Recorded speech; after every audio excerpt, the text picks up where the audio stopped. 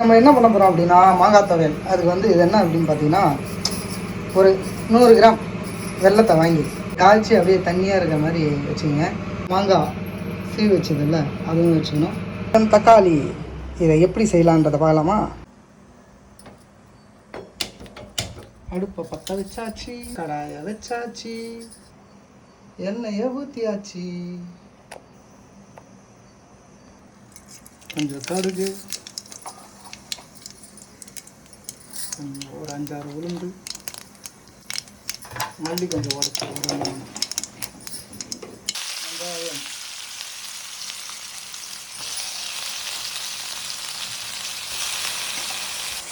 கஞ்சி வச்ச தக்காளி, அதில் சம்மட்டு. இதெல்லாம் அந்த கொத்தமல்லி புதினாலாம் போடக்கூடாதா? தேவையான அளவு உப்பு நல்லா வதக்கிக்கணும். ஃபைனல் டச் வந்தாச்சு.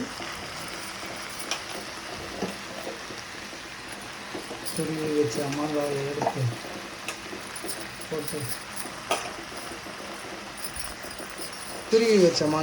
போட்டாச்சு. இதுக்கப்புறம் ஃபைனல் டச் பார்க்கலாம்.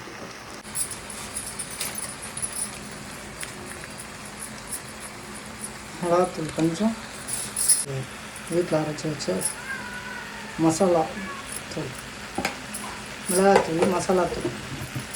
டிஃப்ரெண்ட்டாக பேசுவோங்க. பாவை ஊற்ற வேண்டும்.